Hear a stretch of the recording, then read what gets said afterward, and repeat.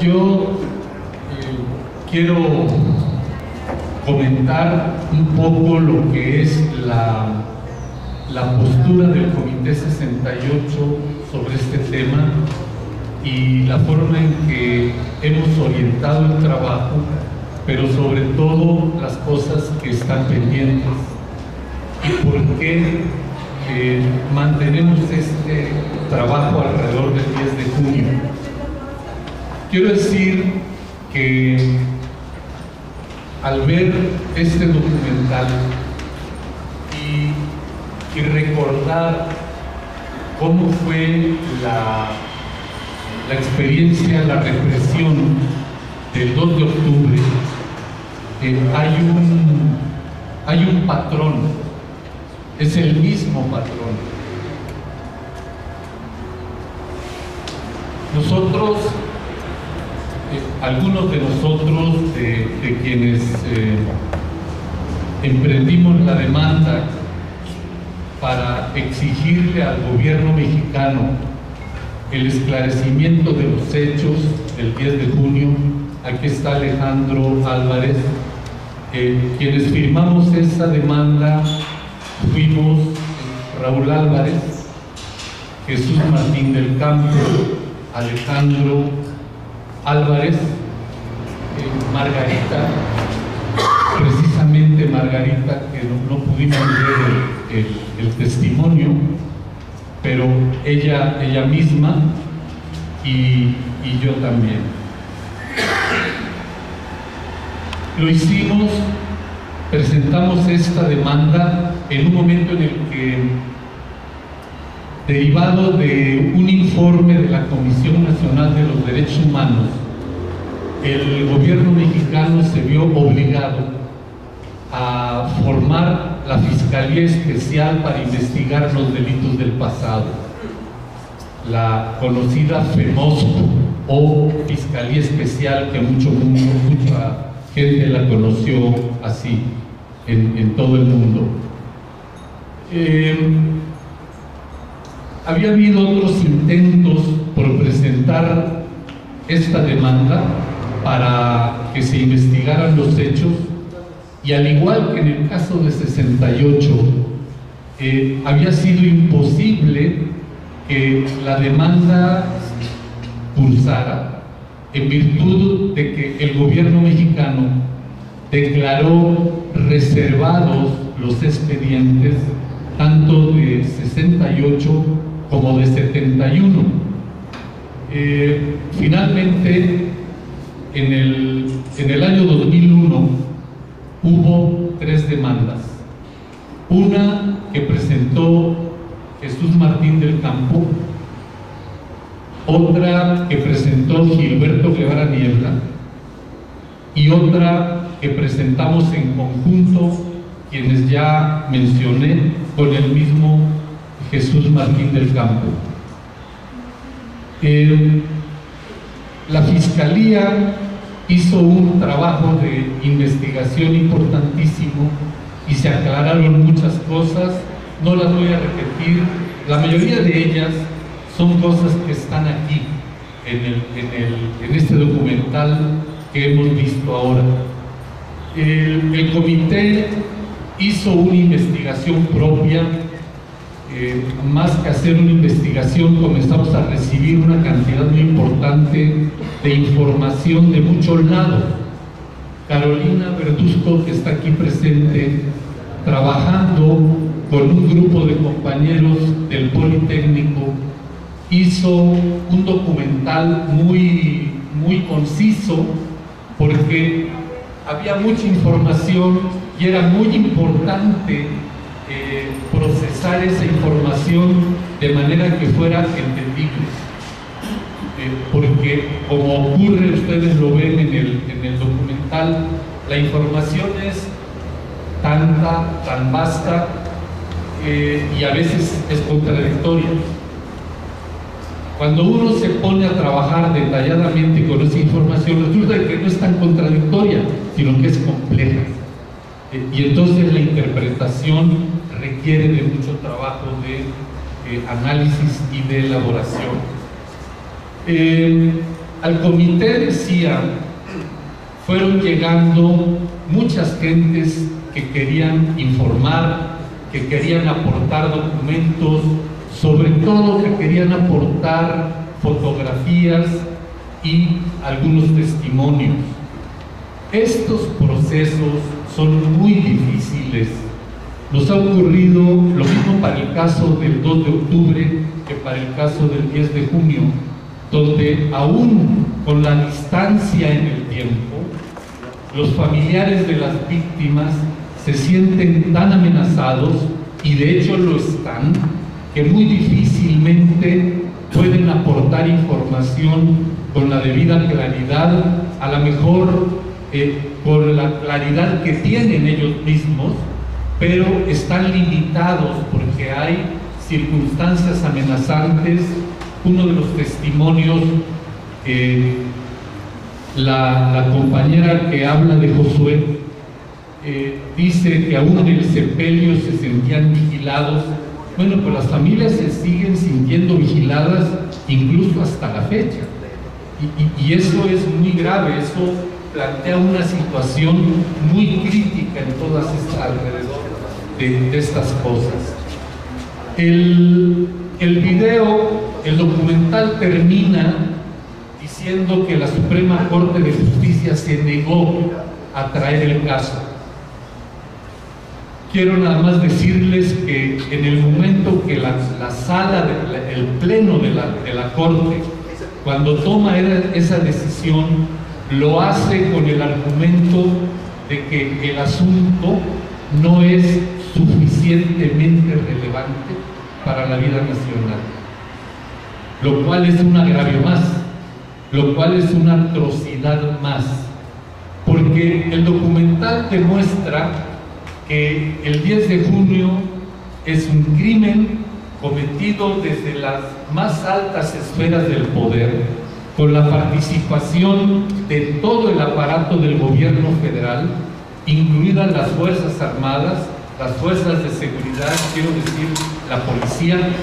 Pero lo que es más grave todavía es que es un crimen que comete, se planea y se ejecuta desde el Poder Ejecutivo Federal, pero con la absoluta complicidad de los otros dos poderes. La absoluta complicidad del Poder Judicial, que lo demuestra claramente con ese fallo, con ese acuerdo con el que concluye el documental. Pero en el curso del juicio que se desarrolló a partir de la demanda nuestra del Comité 68, hubo muchos momentos en los cuales le pedimos a representantes del Poder Legislativo para que se modificara una cláusula interpretativa que puso el Poder Legislativo Federal, el Poder Legislativo de la Unión, en el documento que autoriza la ratificación del Tratado Internacional que obligaba al gobierno mexicano a perseguir esta clase de delitos.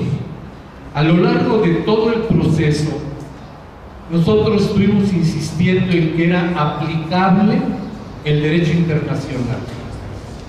México ha sido parte de todos los tratados internacionales para proteger derechos humanos, para perseguir los delitos de lesa humanidad, para perseguir el delito de genocidio. Sin embargo, el Tratado de Tratados, que es el que abiertamente habría ordenado al gobierno mexicano la persecución y el castigo de estos delitos, fue firmado en el año 1969, pero ratificado 32 años después.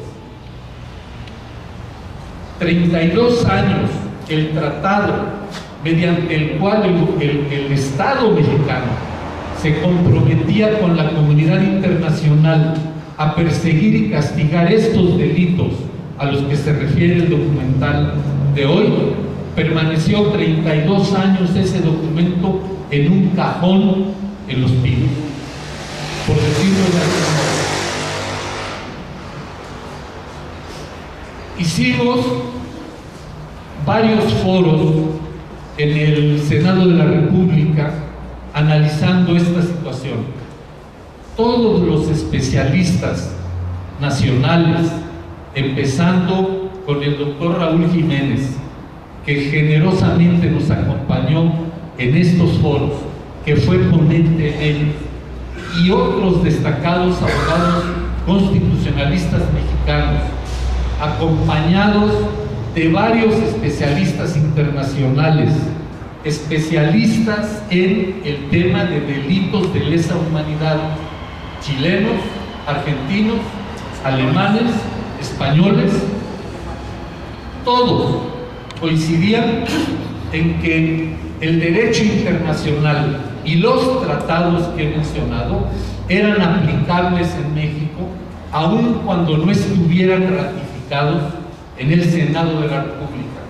Y lo eran porque desde el momento en que se firmaron, contienen una cláusula que dice que los tratados son vigentes en todos los países que forman parte de la comunidad internacional, lo hubiesen firmado o no, los hubiesen ratificado o no, porque además los propios tratados establecen que no ameritan ratificación, a pesar de que es un mandato interno en México.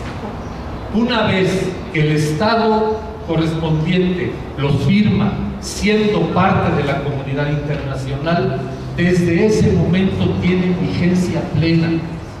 Pero dicen una cosa más, establecen estos tratados, y es una cláusula explícita, que los delitos son imprescriptibles, que no tienen límite de tiempo, que se pueden aplicar en cualquier momento, independiente del momento en el que hubieran ocurrido los delitos. Es decir, aún firmado en 1969, los tratados son aplicables para delitos de lesa humanidad, aun cuando se hubiesen cometido con anterioridad.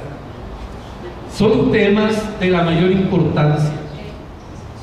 Ningún juez de los que tuvieron que ver en el caso del 10 de junio, luego hablamos del 2 de octubre en otro momento, hoy estamos hablando del 10 de junio, ninguno de los jueces que tuvieron que ver admitió la aplicación del derecho internacional amparados en el argumento de que el tratado no había sido todavía aprobado por el Senado. No había sido aprobado por el Senado porque el Ejecutivo que tenía que enviarlo nunca lo hizo, hasta 32 años después. Pero cuando lo hizo, cuando lo envió, que fue el gobierno de la transición, entre comillas, encabezado por Vicente Fox, lo envió proponiendo esta cláusula, con lo cual en la práctica primero lo anulaba para ese momento, pero segundo, y muy importante también, con eso Fox le garantizaba impunidad a los gobernantes anteriores y a los criminales anteriores, empezando por Echeverría. Finalmente hubo una sentencia definitiva con la cual se absolvió a Echeverría y a todos los acusados. Nosotros, varios miembros del comité, recurrimos a la Comisión Interamericana de los Derechos Humanos para demandar al Estado mexicano por denegación de justicia. Esta demanda la interpusimos a finales del año 2005. Si el gobierno mexicano ha sido omiso, la Comisión Interamericana de los Derechos Humanos también. La Comisión le ha hecho el juego. Hay un momento en el cual como condición previa para la admisión del caso, es parte de las reglas de la Comisión Interamericana, le pide información al gobierno mexicano y le da un plazo. Cuando está por vencerse el plazo, yo aquí traigo una serie de documentos que le hemos enviado a la Comisión Interamericana de los Derechos Humanos, son copias. Le recordamos a la Comisión que el gobierno mexicano no ha respondido al requerimiento de la Comisión de darle información sobre el proceso del caso del 10 de junio. Días después nos llega un comunicado de la Comisión Interamericana informándonos que le ha otorgado una prórroga al gobierno mexicano. Esto es agosto del año, es enero del año 2006. Después hay una serie de comunicados y llegamos a un comunicado que le enviamos en el año 2010, en junio de 2010, a la propia Corte Interamericana, recordando lo mismo y pidiendo una audiencia. Tuvimos una serie de audiencias, de nueva cuenta, una reunión a la que acudió Alejandro Álvarez, en una ocasión a la sede de la Comisión Interamericana en Washington, y una siguiente a la que yo asistí. Luego asistimos a una tercera audiencia, que fue una audiencia dada en colectivo para varios grupos mexicanos, varios grupos defensores de derechos humanos. Bueno, ¿cuál es la situación? A la fecha han transcurrido 10 años desde que presentamos la demanda ante la Comisión Interamericana de los Derechos Humanos, y el gobierno mexicano no ha cumplido con su obligación de entregar información a la Comisión. Bueno, nosotros estamos retomando el caso, tenemos que enviar una serie de comunicados. En este tiempo, en este periodo, han pasado ya varios secretarios ejecutivos de la Comisión Interamericana y el asunto sigue pendiente. Está vigente el caso en la Comisión. ¿Por qué es importante insistir en esto? Es muy importante porque, como dije, es muy parecido el esquema de operación de la represión el 2 de octubre y el 10 de junio, pero es el mismo esquema aplicado el 26 de septiembre de 2014 en contra de los estudiantes normalistas de Ayotzinapa en el estado de Guerrero. El 2 de octubre el gobierno mexicano utilizó la figura del Batallón Olimpia, que eran militares muy jóvenes, vestidos de civil, identificados con un guante blanco. En el 10 de junio, el gobierno utiliza a militares o exmilitares y policías o expolicías, pero dirigidos por militares, protegidos por la policía, entrenados y pagados por el gobierno en aquel momento a través del gobierno del distrito, la jefatura del departamento del Distrito Federal, que así se llamaba, pero entrenados desde el ejército o entrenados fuera del país con el erario público. Bueno, en el 2 de octubre son el Batallón Olimpia, acá son los halcones, y el 26 de septiembre en Iguala nos dice que son grupos de la delincuencia organizada, del narcotráfico, etcétera, pero el esquema es el mismo.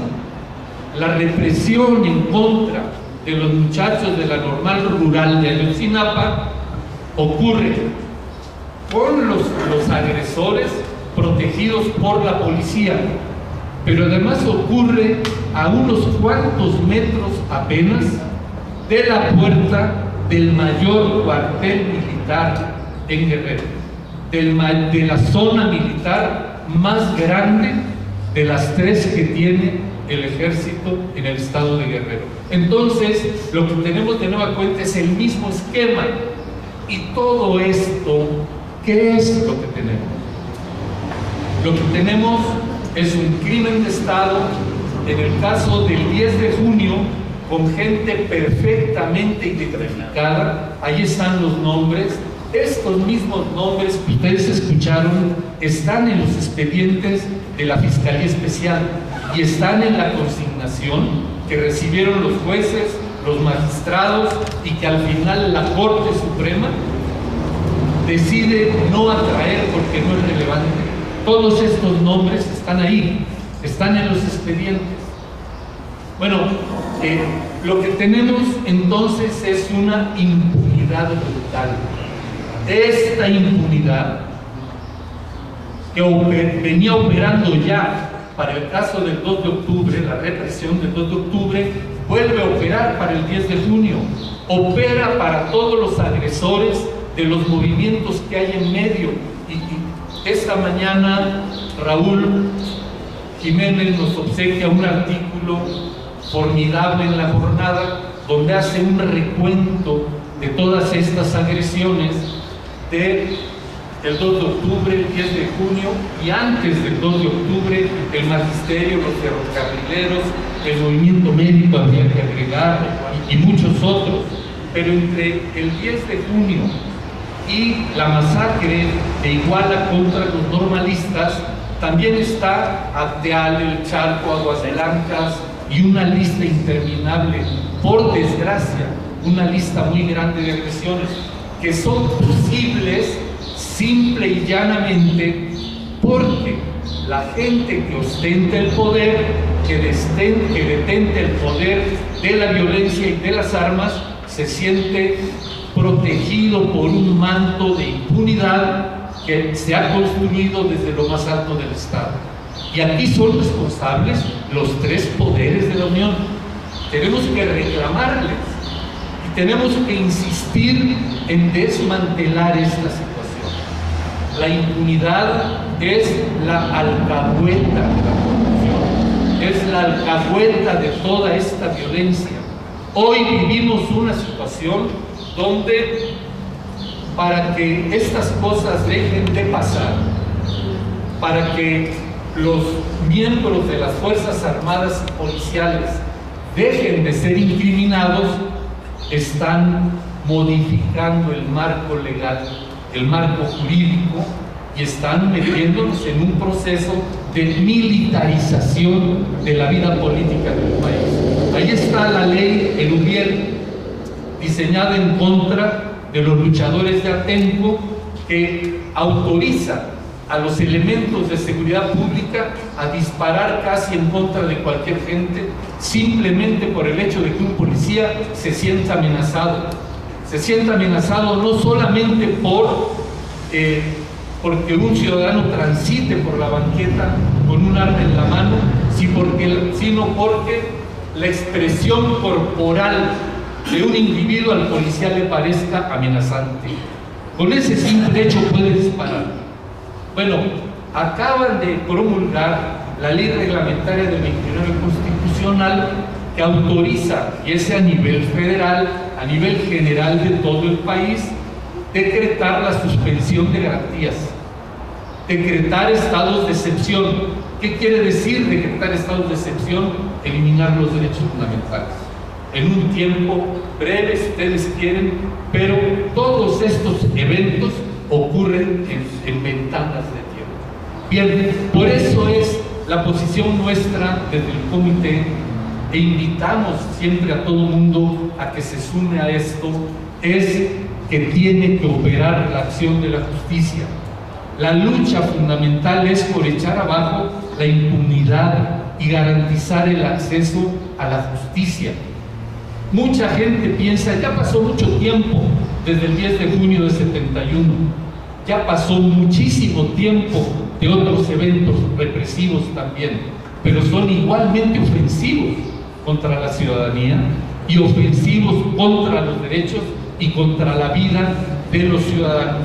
Ayer o antier se anunció en Guatemala el inicio del juicio en contra de 8 militares por delitos de lesa humanidad, por actos de represión ocurridos en el año 1960. Esto está ocurriendo en Guatemala, ha ocurrido en Argentina, ha ocurrido en Chile, en Uruguay, en otros lugares. Nosotros tenemos que seguir ese camino, es el camino de la justicia internacional. La semana pasada había un escándalo en Europa porque el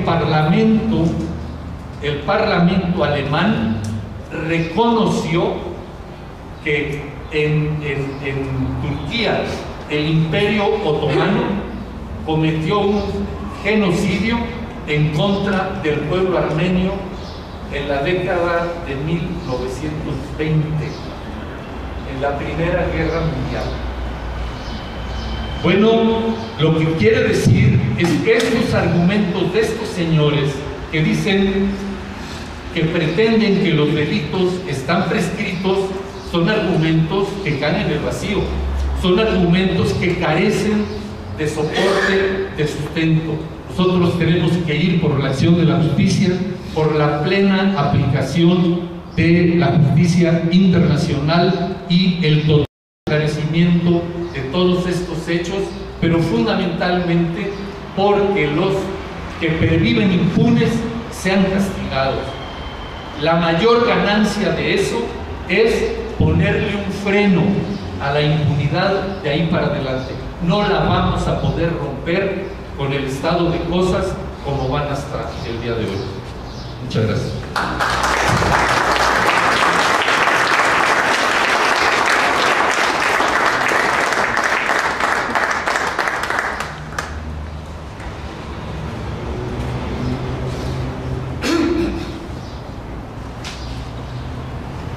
Muchas gracias. Mis felicitaciones más entusiastas, más cálidas para mi compañero de lucha de muchísimo tiempo, Félix Hernández Gamundi, para quienes no lo ubican, líder histórico del heroico movimiento estudiantil de 1968. Previo a mi intervención, en nombre de la Asociación Nacional de Abogados Democráticos, ANAD, quiero hacer patente mi profundo agradecimiento al CITUAM por permitirnos estar aquí y ahora en su sede, compartiendo con ustedes estas reflexiones críticas, agudas, estos gritos, estos clamores, porque estos crímenes de lesa humanidad no se repitan nunca más, nunca jamás. Quisiera centrarme un poco más siguiendo el hilo de las ideas brillantemente expuestas por Félix, en qué fue lo que sucedió en esa trama de la interacción de los poderes del Estado que desemboca en la trágica resolución que otorga impunidad al grupo de los halcones, a un grupo de funcionarios públicos que estuvieron detrás de este grupo emanado de la política del terrorismo de Estado, y que finalmente ello desembocó también en el otorgamiento de un manto indebido, apestoso, fétido de impunidad para el expresidente Luis Echeverría. Retomo la idea fundamental de Félix Hernández Gamundi. Estamos en presencia, sin lugar a dudas, de un crimen de Estado. Si había alguna duda en torno a la logística, a la manera, a la dinámica como se desarrolló este ataque perverso, cruel, psicopático contra la manifestación de estudiantes hace 45 años, basta ver este documental con tomas en tiempo real, en tiempo histórico, para que automáticamente caigamos en la cuenta de que esto fue fruto, sin lugar a dudas, de un plan concebido, instrumentado, ejecutado y encubierto desde las entrañas mismas del poder público y podríamos decirlo, desde la cúspide del poder público, encarnada en la figura del presidente de la República de la época de los hechos, Luis Echeverría. Por ello, no hay forma de evadir la conclusión categórica de que el halconazo del 10 de junio fue crimen de Estado. Y más allá de eso, se trató de un acto de terrorismo de Estado. Un acto de terrorismo de Estado que no pretendió meramente disuadir una manifestación estudiantil que provenía de las grandes manifestaciones del heroico e histórico movimiento estudiantil del 68. Claramente, sin lugar a dudas, el video que acabamos de ver pone de relieve que el propósito era, por un lado, masacrar a jóvenes indefensos, pero por el otro se buscaba crear el miedo, el pánico colectivo, transmitir el mensaje de que el gobierno de Echeverría no habría de permitir insubordinaciones, manifestaciones, protestas, no solamente del sector estudiantil, sino también de cualquier otro sector de la sociedad. Hay una razón más por la cual la categoría, la caracterización de esta matanza infame de hace 45 años tiene que ser ineludiblemente calificada como un crimen de Estado. Y fue la manera como se construyó, la forma como se tejió, el modo como se llevó a cabo la operación coordinada, empática de los tres poderes del gobierno federal para desembocar en la solución final del caso, que fue la exoneración de los autores intelectuales, materiales y encubridores de este crimen de Estado. Ya Félix lo había apuntado, quisiera nada más descender un poquito al detalle para que se advierta con mayor nitidez, con mayor precisión, qué fue lo que sucedió en este proceso de construir la trama y la urdimbre de la cobija con la cual se protegió a Luis Echeverría, a los jefes de los halcones, a los generales que estuvieron detrás del grupo de Poros, detrás del grupo paramilitar de los halcones. Quiero decirles a ustedes que el argumento utilizado finalmente para crear este estado de impunidad al que se refiere la intervención magistral de Félix fue el argumento de la prescripción de la acción penal. Es decir, no se entró al fondo del asunto, no se analizó qué fue lo que sucedió en términos de la mecánica de los hechos, como decimos los penalistas. No se hizo absolutamente ninguna referencia, ninguna alusión a toda la pléyade de maniobras características de los planes estratégicos del ejército que se proyectaron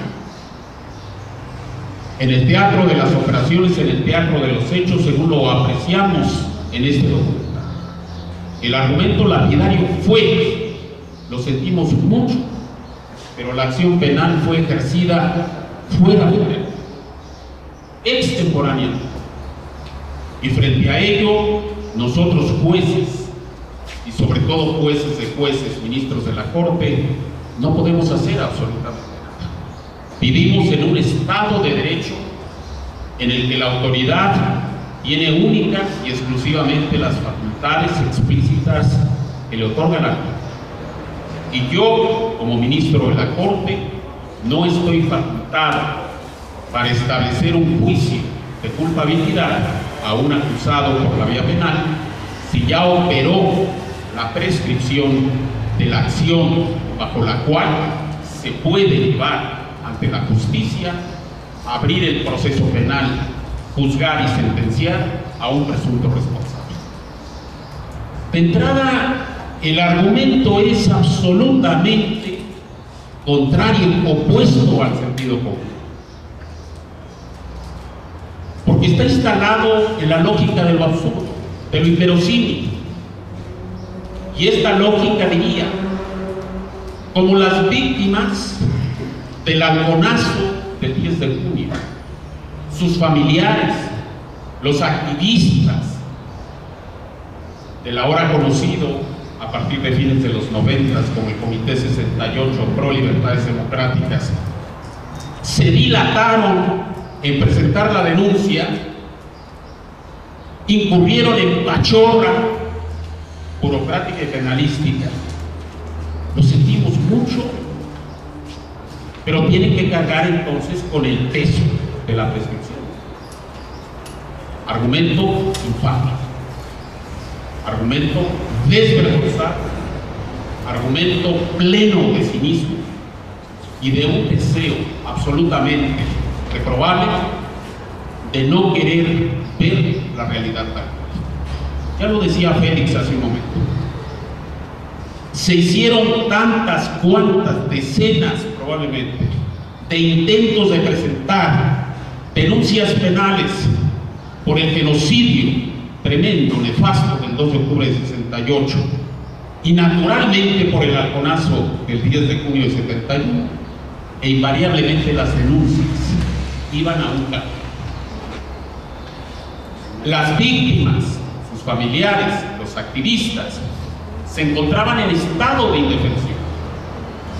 En ese contexto, ¿cómo se le puede exigir a las víctimas y a quienes estuvieron en la posibilidad práctica de presentar e interponer las denuncias, cómo se les puede reprochar que no lo hicieron si el aparato de poder en su conjunto tenía la consigna explícita desde la cúspide de la Presidencia de la República de no dar cauce a ninguna denuncia por estos crímenes de Estado de los 60s y principios de los 70s?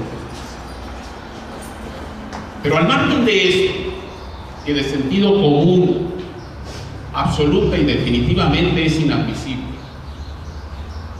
resulta que el alegato de la prescripción, que constituyó el clavo sobre el féretro del caso del 10 de junio, fue tejiéndose en un proceso que naturalmente nos lleva a la conclusión de que se trató de un segundo operativo de Estado.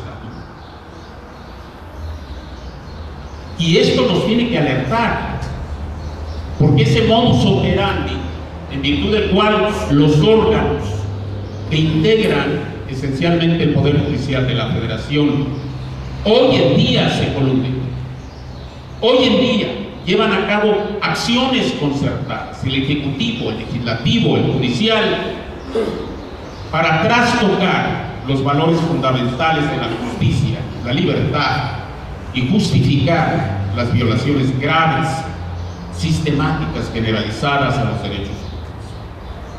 Y ahora sí, entro a esa minucia que Félix había ya mencionado.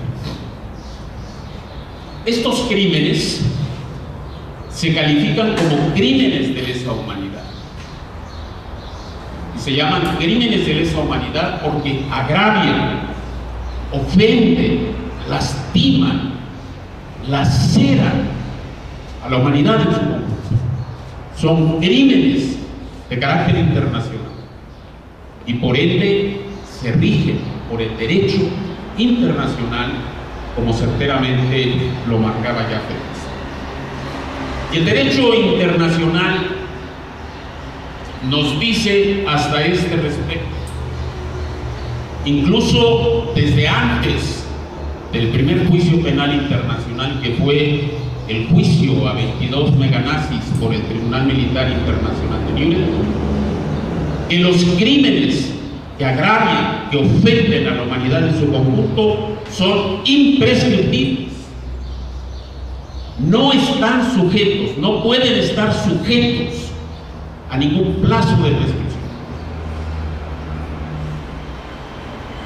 Y esto se prueba categóricamente con la circunstancia de que hace un par de años,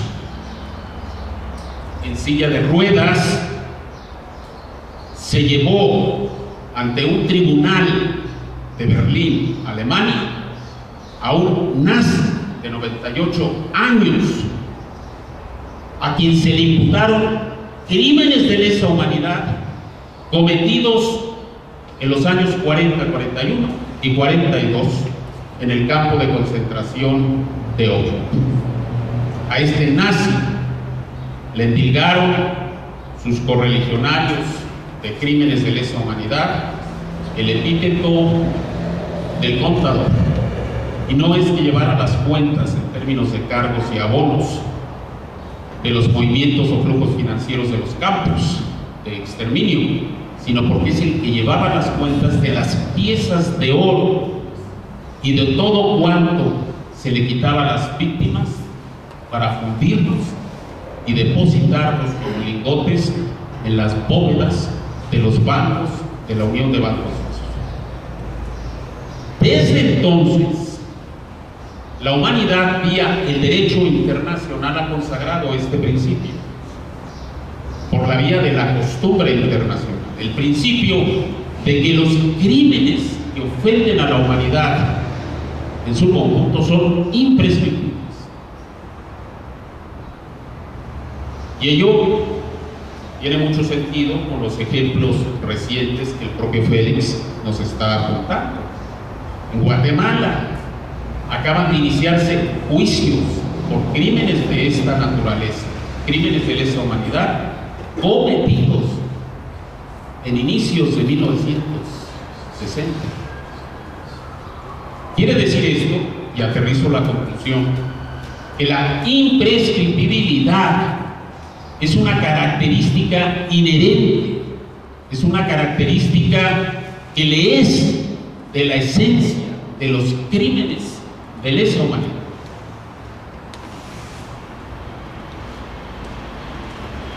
Pero resulta que cuando se estaban cumpliendo los 20 años del juzgamiento de los meganazis por el histórico Tribunal Militar Internacional de Nuremberg, que fue de 45 a 46, por ahí de 1965, algunas naciones compradas con el oro de los nazis estaban empezando a emitir leyes estableciendo la posibilidad de prescripción de estos crímenes, lo que lógicamente se traduciría en impunidad, fundamentalmente para los esbirros del régimen de Adolfo Hitler. Y esto creó una gran preocupación, porque existía la conciencia, la convicción en el derecho internacional de que estos crímenes no pueden jamás prescribir. Pero no había un documento que lo expresase de manera categórica, indubitable, para que no quedara lugar a dudas. Y en virtud de eso se hizo necesario por la Asamblea General de Naciones Unidas, para salir al paso a estos intentos de impunidad a través de admitir la figura de la prescripción de los crímenes internacionales.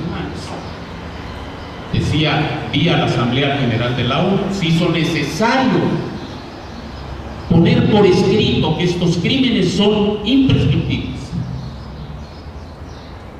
no porque lo fuesen a partir de la aprobación de este tratado internacional que se llama Convención de Imprescriptibilidad de los Crímenes de Guerra y de Lesa Humanidad de 1968, sino porque era necesario transparentar este principio para cristalizarlo, ratificarlo, confirmarlo, reafirmarlo. México estuvo presente en 1968 en la sede de la Asamblea General de Naciones Unidas en Nueva York. Fuimos de los primeros que alzamos las manos para votar ese tratado internacional que reflejó el principio de la imprescriptibilidad de este tipo de crímenes. Paradojas de la vida. El Estado mexicano vota a favor la Convención de Imprescriptibilidad en 1969, prácticamente un año después de la horrenda de la horrible matanza estudiantil del 12 de octubre de 68 por el presidente genocida de la época, Gustavo Díaz Ordaz. Pero todo fue una faramalla, fue un acto de gesticulación, fue un acto de hipocresía, como los actos de faramalla, gesticulación, hipocresía que se ha hecho a lo largo del tiempo.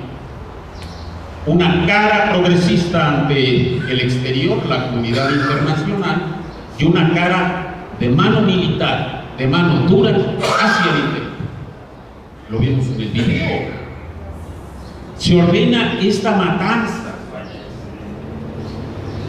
que mi mente no da para concebirla, excepto por un calificativo cruelmente estúpida de estudiantes del 10 de junio de 71, indiscutiblemente con el pleno conocimiento y seguramente con la validación y la autorización de la cúpula del poder, mientras que por el otro lado se estaba recibiendo al presidente de un país emergido de una unidad popular que se planteaba la ruta al socialismo por la vía de los procesos democráticos. El presidente, gran presidente histórico de Chile, Salvador Allende. Entonces, México firma la convención y por ende acepta, reconoce y admite el principio histórico de la imprescriptibilidad de estos crímenes. Y acto seguido, el Ejecutivo, lo esbozaba muy bien Félix, guarda 32 años la convención. ¿Para qué? ¿Por qué? ¿Cuál fue la razón de fondo? El leitmotiv. ¿Por qué firmamos y luego guardamos?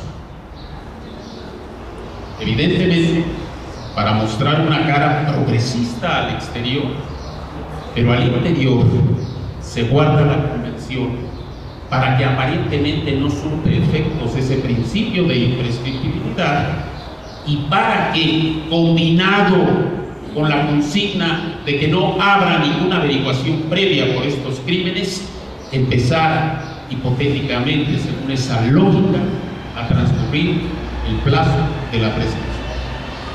32 años se guardó esa convención en un cajón de los pinos. Se saca en el 2001, se envía al Senado de la República para su ratificación conforme lo ordena el artículo 133 constitucional, concatenado con el 76, fracción 1 de la Carta. Y oh sorpresa, la partidocracia, fundamentalmente PRI o PAN, en la Cámara de Senadores vota la convención, la ratifica, pero le mete un candado. Y ese candado dice, es una declaración interpretativa, que la convención no va a surtir efectos en relación a los crímenes del pasado, sino solamente para los crímenes de lesa humanidad, crímenes de guerra, crímenes internacionales, que se lleven a cabo de la convención, su entrada en vigor para México en adelante. ¿Cuál fue el propósito de este candado, de esta declaración interpretativa? Y claro, el propósito fue dejar impunes los crímenes cometidos antes de la entrada en vigor de la convención en el año 2002. ¿Y cuáles eran estos crímenes? Pues justamente la masacre del 2 de octubre de 68, la matanza del 10 de junio de 71 y evidentemente los crímenes que se perpetraron dentro y fuera de las instalaciones del campo militar número 1 durante la nefasta guerra sucia emprendida por el gobierno en contra de grupos opositores. Pero no solo eso, se fracturó en dos estos tipos de crímenes, y eso es una genuina aberración ante el derecho internacional. Los crímenes internacionales que no pueden prescribir, que serían aquellos que se cometen de la entrada en vigor de este tratado para adelante, según esta declaración interpretativa, y los crímenes internacionales ejecutados antes de la entrada en vigor de la Convención, que sí pueden prescribir. Eso equivale a una blasfemia en el derecho internacional. Por lo ya dicho, estos crímenes son imprescriptibles. Lo son desde el juicio histórico a los nazis.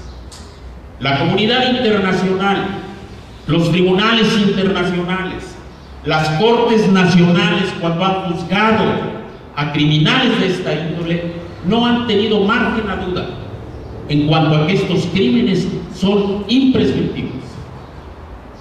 No hay un solo tribunal, una sola sentencia conocida, nacional o internacional, que haya sostenido la tesis de que estos crímenes pueden prescribir. Entonces el objetivo fue claro, fue meterle ruido al chicharrón, fue establecer de manera maliciosa, sembrar un huevo de serpiente, en el sentido de que los crímenes de derecho internacional, los crímenes de lesa humanidad cometidos antes del año 2002, I'm so sorry, pero pueden prescribir. Y los otros, pues no. Pero no solo eso. Naturalmente, esto significó una amnistía de facto para los criminales, autores intelectuales y materiales de esto que vimos hace un momento en este extraordinario video. Produjo una consecuencia más grave todavía. Y esa consecuencia es, al establecer que hay dos tipos de crímenes de lesa humanidad, los que no prescriben y los que sí prescriben, los senadores de las partidocracias hicieron de México un posible refugio de genocidas. Porque como en México, según ese candado que le meten los senadores, los crímenes cometidos antes del 2002, que sean crímenes de lesa humanidad, pueden prescribir. Si un genocida viene a México, hipotéticamente un nazi viene a México, en México sus crímenes no son penados y no lo podríamos extraditar, por razón de que habría lógicamente operado el plazo del ejercicio de la acción penal. Es decir, el crimen habría prescrito.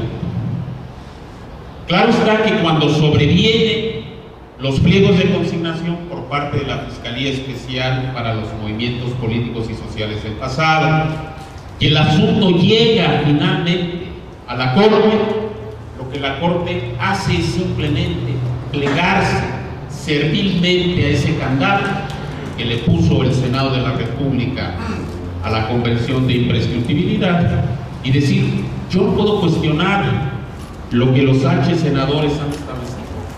Si ellos dijeron que la Convención no puede operar para atrás, yo no puedo decir lo contrario. Y consecuentemente hicieron con su dedito los ministros, los altos togados de la primera sala de nuestro máximo tribunal, el cómputo del plazo, y llegaron a la conclusión de: qué lástima, Margarita, actuaste fuera de tiempo y ya operó la prescripción. Y le dieron la bendición así a los halcones, le dieron la bendición a toda la bola de militares cuyos nombres y apellidos no dejan margen, lugar a dudas en el video que acabamos de ver. Y de ahí se desgrana la conclusión de exoneración automática para el expresidente Luis Echeverría. Como se puede apreciar, no solamente estamos en presencia de un crimen de Estado debido a la circunstancia de que desde el Estado se concibió, se planeó, se ejecutó, se encubrió a lo largo del tiempo, sino también porque este crimen de Estado, este horrendo crimen de lesa humanidad, queda impune por la operación coordinada de los tres poderes del Estado. El Ejecutivo firma la Convención de Imprescriptibilidad y la guarda 32 años en el cajón. El Legislativo, Cámara de Senadores, 32 años después, recibe la convención para ratificarla y le mete un candado. Esta declaración interpretativa que hizo posible partir en dos lo que en el derecho internacional no es divisible. Los crímenes internacionales, según esta declaración interpretativa, se dividen entre crímenes internacionales que no prescriben o imprescriptibles y crímenes internacionales que pueden prescribir, que son los cometidos antes de la Convención para México. Y luego el judicial se agarra de ahí para otorgar la exoneración, invocando el argumento banal, el argumento desvergonzado de la prescripción de la acción penal. Y con ello no solamente otorgaron impunidad a los acusados en el pliego consignatorio y de ejercicio de la acción penal de la Fiscalía Especial dirigida en su momento por el jurista Ignacio Carrillo. Dejaron indefensas a las víctimas. Se atropelló el derecho humano a la verdad. Se vulneró el derecho humano a la justicia. Se mancilló el derecho humano a las reparaciones integrales, incluso honoríficas de las víctimas, monumentos que el Estado pida públicamente perdón. Y naturalmente, en ese contexto, el Estado fue exonerado de la obligación de otorgar garantías objetivas de no repetición de crímenes de esta naturaleza. Y por último, como no hubo justicia para las víctimas, en base a este concierto de impunidad proveniente de la acción coordinada y armónica de los órganos del Estado, pues se atropella la memoria histórica de las víctimas. Y toda esta patología es exactamente el caldo de cultivo donde emerge toda esta causa de crímenes de Estado que venimos arrastrando desde 1971, 10 de junio, hace 45 años, hasta el nefasto crimen de lesa humanidad de desaparición forzada de los 43 jóvenes normalistas rurales de Ayotzinapa. No haber juzgado el 68, no haber juzgado el halconazo del 10 de junio, haber brindado la impunidad desvergonzada, descarada, con base en un argumento inadmisible, un argumento que es ofensivo al derecho internacional, creó las condiciones de impunidad estructural.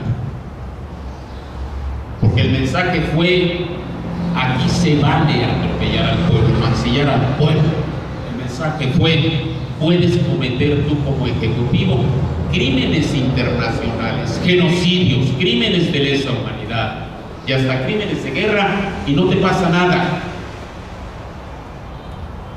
Basta con que tengas tú los hilos del control del poder político, las mayorías, y someter a las partidocracias a pactos y componendas políticas para que tengan los votos que permitan tomar decisiones dentro de los órganos que tienes que alinear para que te den la bendición papal del impunidad.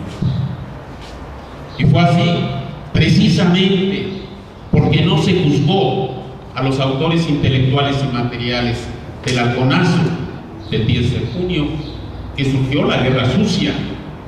Y de ahí lo que decía Félix certeramente a su momento: la cadena hasta este momento tristemente, dolorosamente inacabada, la cadena interminable de crímenes que ofenden, que laceran, que lastiman a toda la humanidad.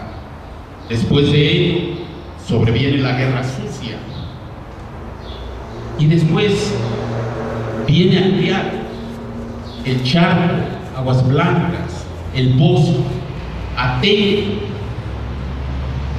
y de ahí nos damos un salto cualitativo, y bueno, tenemos a la vista Ecuandureo, Tanoaco, Calera, Zacatecas, Tlatlaya, donde miembros del ejército fusilaron, llevaron a cabo ejecuciones sumarias contra 22 civiles, una mujer comprendida, supuestamente porque se trataba de secuestradores.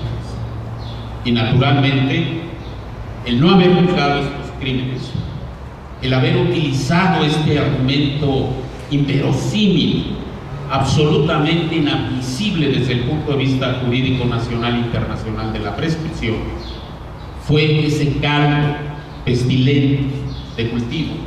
Hizo posible la desaparición de los 43 normalistas de Ayotzinapa.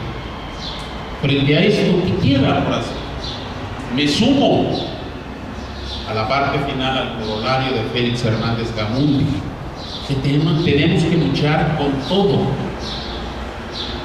para desterrar el clima de impunidad, para deshacer, para fracturar los anillos de complicidad que no permiten que estos crímenes propios del terrorismo de Estado puedan ser juzgados, que las víctimas puedan ser reconocidas como tales, que los criminales sean llevados ante la justicia y que se pueda respirar en nuestro país un ambiente de libertad, un ambiente de verdad, un ambiente de justicia y un ambiente de respeto fundamentalmente al núcleo irreductible de la dignidad humana.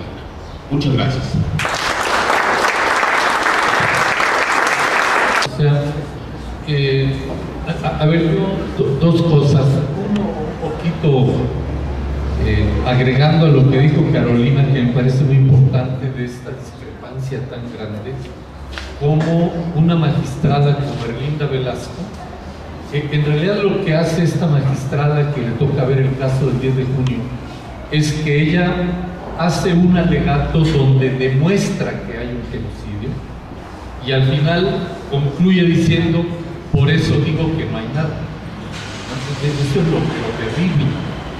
Pero luego hay un siguiente caso donde otro magistrado argumenta casi en el mismo sentido, demuestra que hay un genocidio, concluye diciendo que hubo un genocidio en el caso del 2 de octubre, dijo todo lo que ocurrió y lo reproduce y lo analiza de manera muy genuina, de manera muy objetiva, demuestra lo mismo que Erlinda, nada más que la conclusión es doblemente contradictoria, porque por un lado dice sí hay genocidio, sí hay víctimas, sí hay tal, pero ¿qué crees? No hay genocidas, o sea, hay el crimen, pero no hay criminales.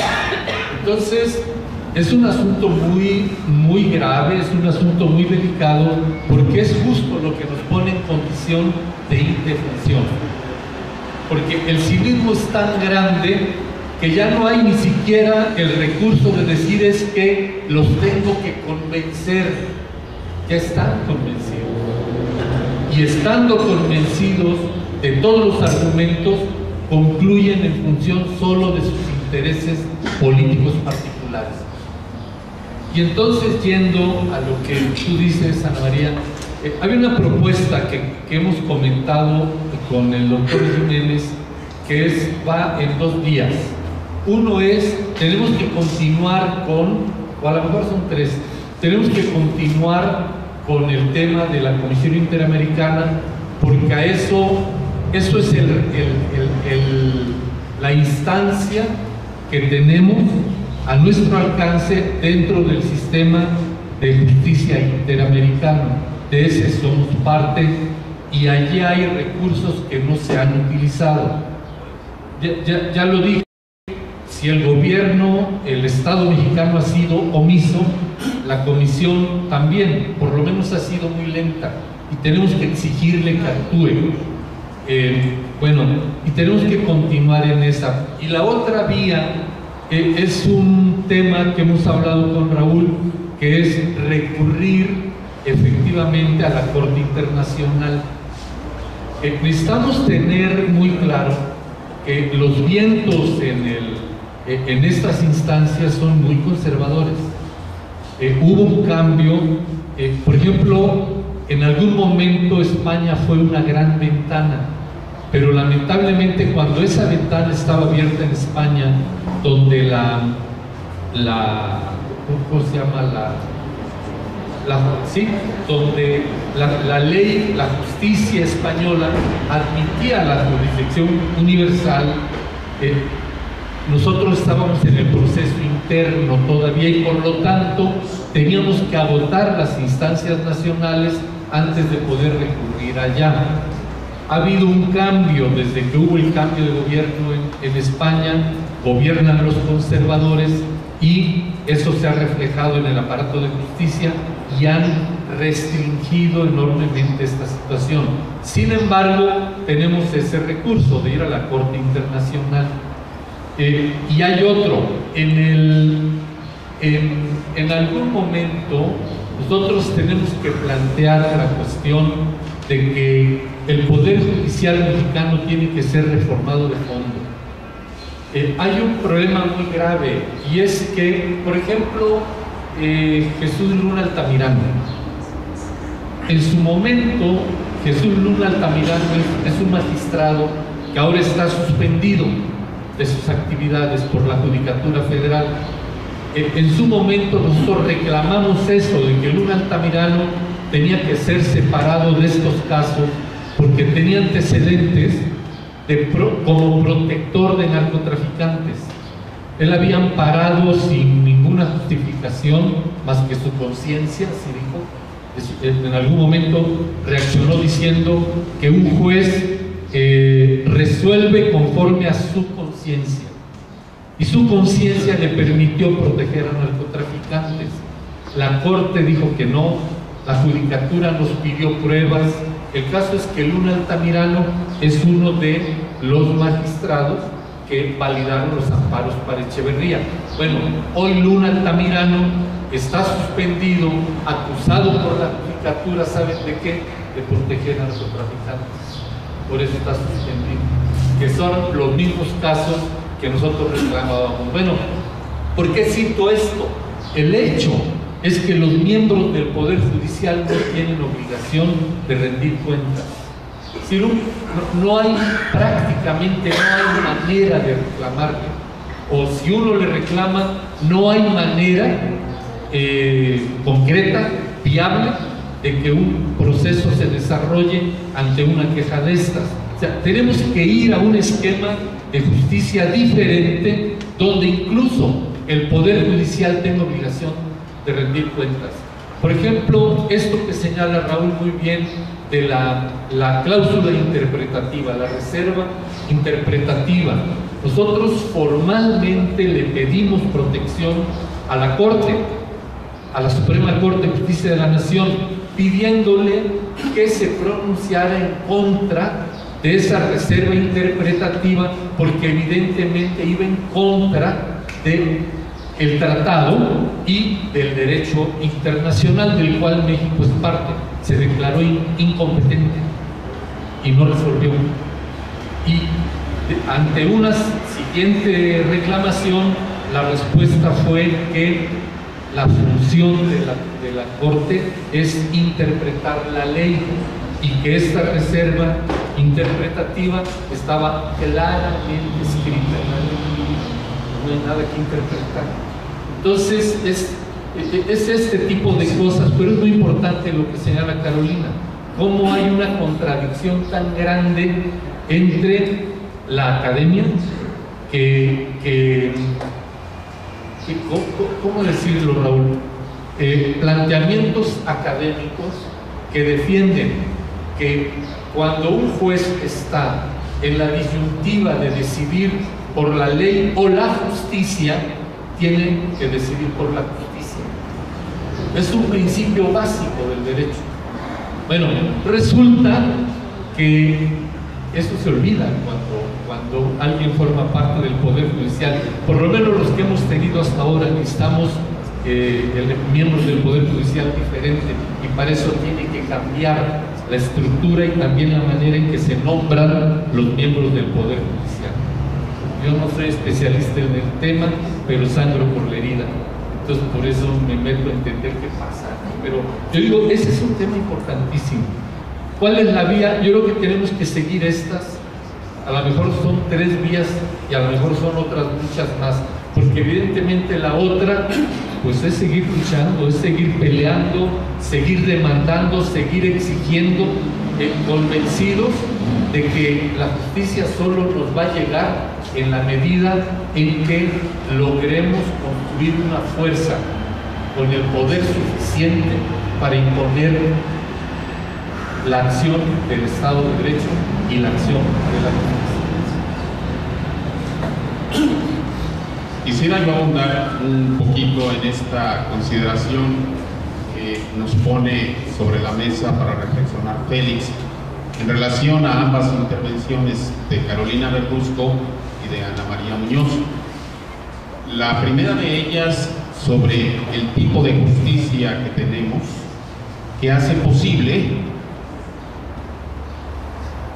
que le echen la culpa a las víctimas de la prescripción de la acción penal, cuando el sistema amenazaba de muerte, ya no digamos a quienes se atrevían a presentar una denuncia, a quienes ejercían y siguen ejerciendo el derecho humano fundamental al duelo, el derecho humano fundamental al luto. Y por otro lado, el tema de la Corte Penal Internacional. Voy a decir nada más unas cuantas palabras, sobre todo ya por la hora, en relación a estas dos consideraciones. Primero, la Corte Penal Internacional. Ahí debemos entender que es toda una estructura institucional por un lado, la Corte, pero jurídica por el otro. Y por lo jurídico debemos entender que la Corte está inmersa en un acta de nacimiento, en un documento o instrumento jurídico fundacional que se llama Estatuto de Roma de la Corte Penal Internacional. Y este estatuto, que por más que diga estatuto, es un tratado internacional de la misma magnitud y jerarquía jurídica que la Convención de Imprescriptibilidad, que se guardó 32 años en el cajón después de que la firma el presidente genocida de la época, Gustavo Díaz Ordaz, en 69. Este estatuto tiene reglas, y reglas que son estrictas en relación a qué casos puede tomar, qué casos puede asumir la Corte Penal Internacional.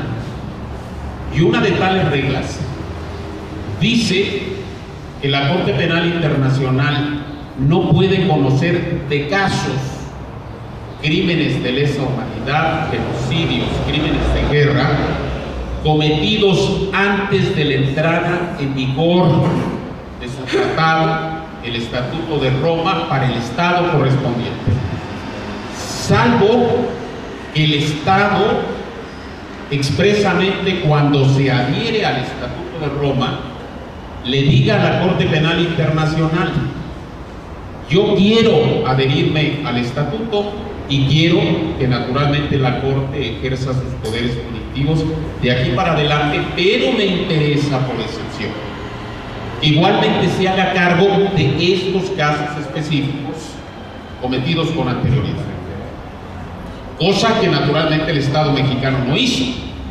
Pudo haber puesto sobre la charola de la Corte Penal Internacional el genocidio de 68, los trágicos acontecimientos, el crimen de Estado y de lesa humanidad que nos ocupa el día de hoy, el halconazo del 10 de junio.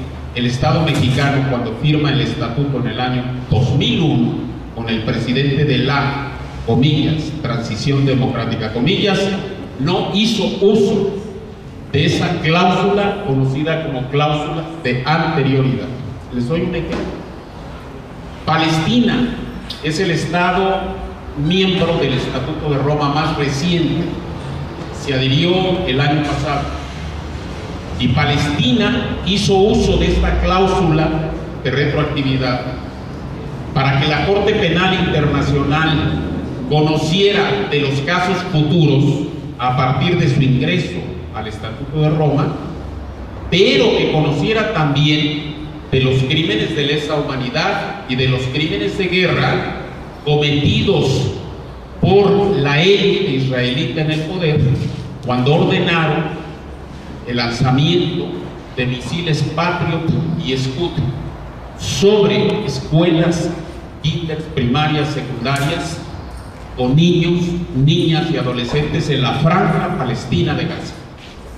El Estado palestino dijo: yo me adhiero al Estatuto de Roma, le reconozco a la Corte Penal Internacional sus poderes de manera automática, no caso por caso, pero quiero que la Corte se vaya para atrás en este caso concreto. El Estado mexicano, nuevamente, en un ejercicio de abuso de poder, de desvío de poder, en un ejercicio de complicidad sistémica, no hace uso de esta cláusula y consecuentemente deja fuera de los poderes punitivos de la Corte Penal Internacional el genocidio de 68 y el crimen de lesa humanidad del Halconazo del 10 de junio.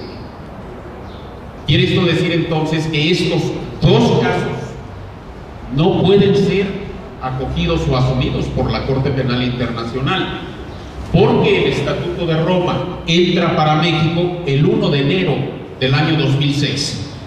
Consecuentemente, todos los crímenes de Estado anteriores al 1 de enero del 2006 no pueden ser conocidos, investigados, procesados o castigados por la Corte Penal Internacional. Y ahí se va el 68, ahí se va el 71, ahí se van las ejecuciones sumarias, las torturas de la Guerra Sucia, ahí se va real, prácticamente la cadena, la masa crítica de estos crímenes del pasado. ¿Qué sí puede conocer la Corte Penal Internacional? Todo lo que haya sucedido del 1 de enero en adelante, comenzando por Atento. Y naturalmente la Corte puede asumir sin margen a duda alguna el crimen de lesa humanidad de desaparición forzada de los 43 normalistas de Ayotzinapa. Por otro lado, la Corte Penal Internacional tiene un sistema de acceso muy estricto, muy riguroso. Opera solamente cuando el estado del conflicto penal internacional cae en lo que se llama inacción penal. Es decir, la Corte tiene poderes supletorios, tiene poderes complementarios, está a la retaguardia del Estado y solo puede intervenir cuando el Estado no quiere, no puede llevar a cabo la acción de justicia penal internacional. No puede porque el Estado está en un proceso revolucionario, por ejemplo, como sucedió de 1911 a 1917 en nuestro país. Literalmente no hubo tribunales. O bien no quiere porque da muestras de no querer dar con la verdad, de falsearla, de manipularla, de alterarla, o bien en su caso da con la verdad, pero se vuelve cómplice de los responsables y hace como que hace la función de justicia penal internacional. Y en razón de ello podría yo decir, todo lo que dijo a modo de gran conclusión el grupo de expertos de la Comisión Interamericana en el caso Ayotzinapa, el famoso GI, acerca de la manera, la forma y los términos en que el Estado mexicano ha impedido que se sepa la verdad y que se haga justicia contra los genuinos autores intelectuales y materiales de este horrendo crimen de lesa humanidad, pone de relieve que el Estado mexicano no quiere hacer justicia. Y en virtud de ello, se satisface la condición de acceso, de admisibilidad del caso ante la Corte Penal Internacional. ¿Qué sí puede caber en la competencia de la Corte Penal Internacional? Las desapariciones forzadas de la Guerra Sucia y las que ocurrieron distintas a la Guerra Sucia con posterioridad a ese periodo trágico y hasta antes del 1 de enero del 2006. ¿Por qué? Si estos hechos sucedieron antes de la entrada en vigor del Estatuto de Roma y de la entrada en funciones de la Corte Penal Internacional para nuestro país. porque la desaparición forzada es un delito continuo, se está cometiendo momento a momento, y el delito se consuma hasta el momento en que se sabe cuál fue el destino final del desaparecido. O aparece el desaparecido o aparecen los restos. En ese momento cesa el delito. Lo que quiere decir que los desaparecidos de la Guerra Sucia, y estamos hablando de 73 aprox en adelante, esos delitos se siguen cometiendo, y por ende, en la medida en que se continúan perpetrando, porque no se ha sabido el destino o el paradero del desaparecido, ya caen a partir del 1 de enero del 2006 dentro de la competencia temporal de la Corte Penal Internacional. Y como el Estado mexicano no ha dado muestras de querer turnar de la PGR a los jueces competentes en la materia los 54 expedientes de desaparecidos de la Guerra Sucia, que dijo en su momento el fiscal de la época, Ignacio Carrillo Prieto, que ya estaban listos para consignación, y estamos hablando de hace por lo menos 10 años. En virtud de ello, entonces el Estado mexicano está en la hipótesis de que no quiere hacer justicia a los desaparecidos de la Guerra Sucia, y ese caso, así como el caso de los desaparecidos de Ayotzinapa, sí cabe en la esfera de competencia de la Corte Penal Internacional. Un pequeño comentario en relación a este tema fundamental, que naturalmente tiene que ver del por qué esta impunidad crónica, sistemática, estructural, que envuelve estos crímenes aberrantes que gravitan sobre la conciencia ética de toda la humanidad. Es el tema de la justicia podrida que desafortunadamente tenemos enquistado en nuestro país. Ciertamente ahí se requieren muchísimas reformas. Yo apuntaría 3 por lo menos. 1, fortalecer la independencia del Poder Judicial, por lo menos de la Federación. Hoy en día es un apéndice del Poder Ejecutivo en los casos relevantes en donde el Poder Ejecutivo tiene interés en que la resolución sea emitida en un cierto sentido favorable a los intereses hegemónicos del sistema político o económico imperante en nuestro país. Una segunda reforma tiene que ver con el aparato jurídico y normativo. ¿Cómo es posible que la ley de amparo declare, establezca, prohíba el derecho a interponer amparos contra reformas constitucionales? Todos los amparos que se promovieron contra la nefasta reforma energética de Peña Nieto fueron desechados de entrada, ni siquiera se les dio acceso para procesarlos, porque la ley de amparo, aprobada como parte de las reformas estructurales, a propósito, contiene un precepto que dice que el amparo es un procedente contra las reformas constitucionales.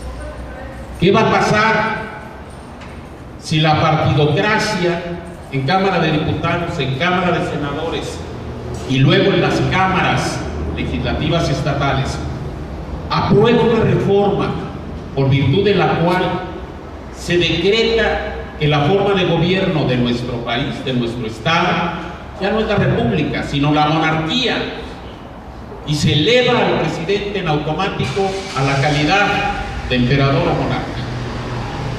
Si los ciudadanos queremos atacar esa reforma porque ataca una decisión política fundamental que es la forma de gobierno, tenemos prohibido hacerlo, porque no procede el amparo contra reformas constitucionales. Y ese es el gran problema, que naturalmente está detrás de la resistencia civil pacífica de los dignos maestros de la CENTE. Los amparos que interpusieron contra esta reforma punitiva de carácter laboral, no reforma educativa, quede claro, pues fueron declarados improcedentes, porque no hay el derecho a a interponer el juicio constitucional de amparo contra reformas o modificaciones a la Carta Magna. Y ese es un punto fundamental. A la luz de los juegos de la partidocracia, donde basta consumar las mayorías simples o calificadas de los votos para meterle la mano y manosear a la Constitución en todo aquello que represente las oportunidades de mejora de los intereses de las clases hegemónicas de nuestro país. Y una última consideración: se requieren jueces, magistrados y ministros que tengan una percepción de ellos mismos, pero sobre todo que tengan la convicción de que no solamente son escribanos para redactar malamente fallos trascendentales, que no solamente se interpreten como meros lectores de la norma jurídica y pretender aplicarla al pie de la letra, incluso torcidamente. Requerimos jueces que estén convencidos de que son los custodios de la Constitución, de que son el muro, el dique de contención de los abusos de poder, fundamentalmente del poder ejecutivo en nuestro país.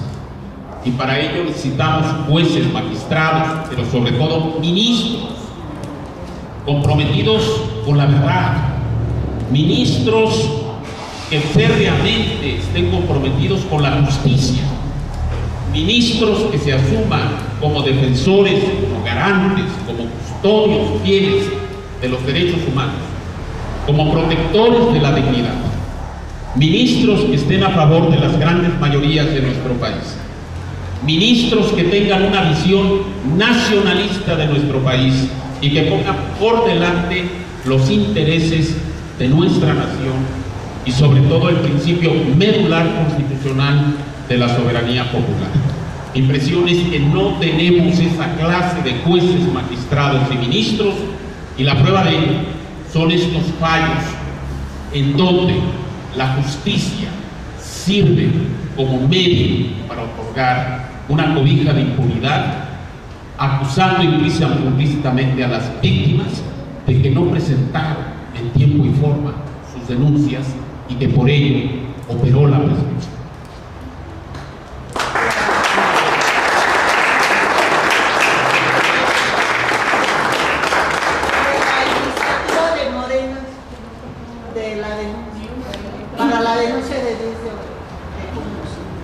Sí, efectivamente, me hago eco de esta inquietud de la compañera Ana María Muñoz del Comité 68.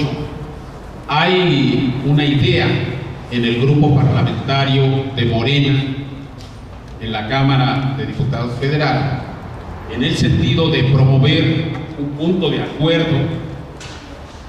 Vamos a ver si pasa por las partidocracias para exigir que se haga justicia a las víctimas de estos crímenes de Estado, comenzando por el halconazo del 10 de junio. Es una iniciativa importante. Desde la ANAR la vamos a apoyar absolutamente con toda nuestra capacidad de gestión y naturalmente, y entiendo y le cedo la palabra para ello a Félix, lo propio hará el histórico, el imbatible Comité 68.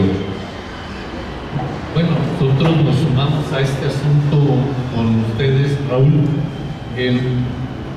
Vaya, yo pienso que hay que trabajar, porque hay que ver con mucho cuidado qué es lo que conviene a la causa, que sea el sentido de ese punto de acuerdo, que tendrá que ser una recomendación. A mí se me ocurre, por ejemplo, que este asunto que yo planteé, de que está pendiente este proceso entre el gobierno mexicano y la Comisión Interamericana, ese es un paso indispensable para la admisión de la demanda nuestra en la Comisión Interamericana, y sin ello no puede pasar a la Corte. Entonces, y quien lo tiene frenado es aquí el gobierno. Creo que eso hay que trabajarlo, hay que sustanciarlo, y si ellos están de acuerdo, verlo en ese sentido, e inclusive nosotros apoyar, porque ellos requieren tener una votación que sea favorable. Creo que podemos apoyar para que haya otros legisladores que se sumen a esa firma. Ahí habrá que hacer un trabajo de negociación. Bueno, pues muchas gracias. Yo quiero irme de la Comisión Nacional de los Derechos Humanos.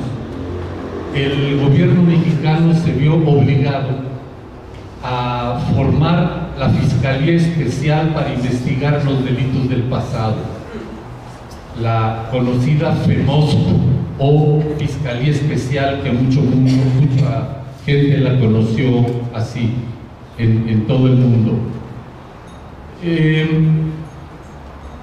Había habido otros intentos por presentar esta demanda para que se investigaran los hechos, y al igual que en el caso de 68, había sido imposible que la demanda cursara en virtud de que el gobierno mexicano declaró reservados los expedientes tanto de 68 como de 71.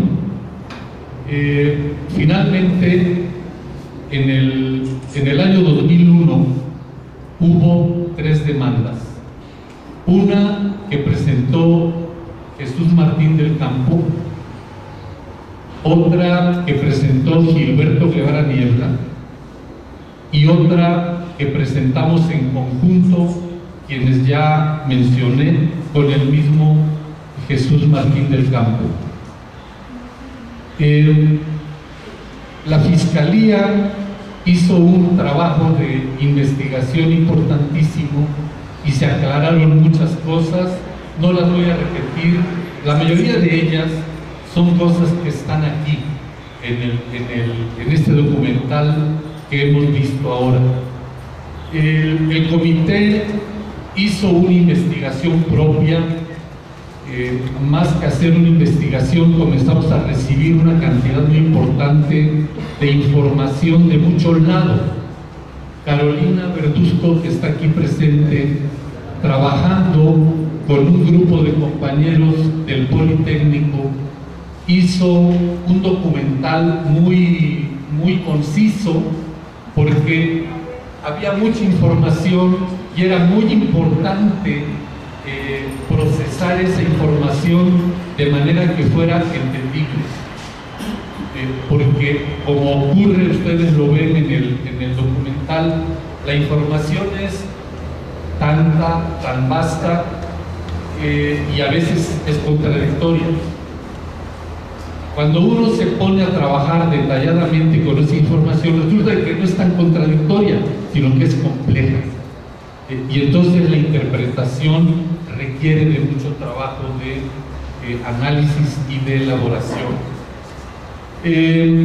Al comité, decía, fueron llegando muchas gentes que querían informar, que querían aportar documentos, sobre todo que querían aportar fotografías y algunos testimonios.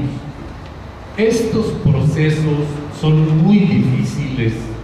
Nos ha ocurrido lo mismo para el caso del 2 de octubre que para el caso del 10 de junio, donde aún con la distancia en el tiempo, los familiares de las víctimas se sienten tan amenazados, y de hecho lo están, que muy difícilmente pueden aportar información con la debida claridad, a lo mejor con la claridad que tienen ellos mismos, pero están limitados porque hay circunstancias amenazantes.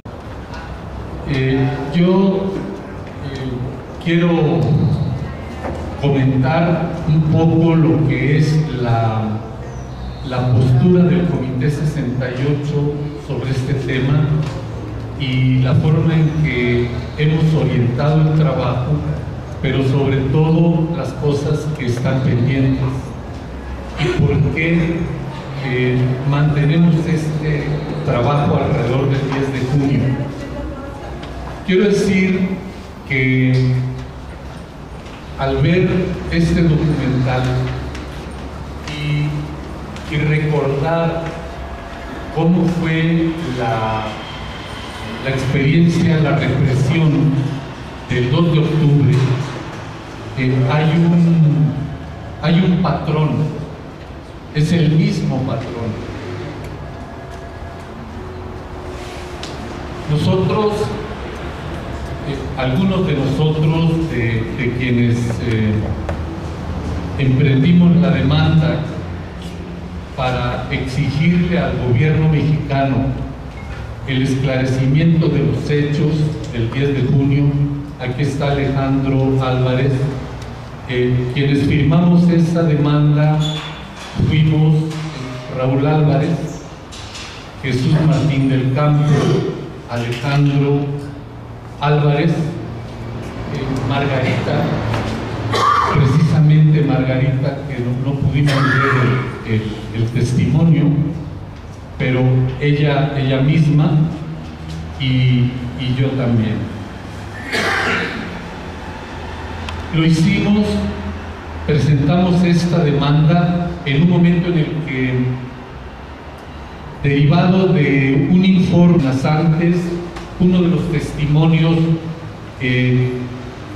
la compañera que habla de Josué, dice que aún en el sepelio se sentían vigilados.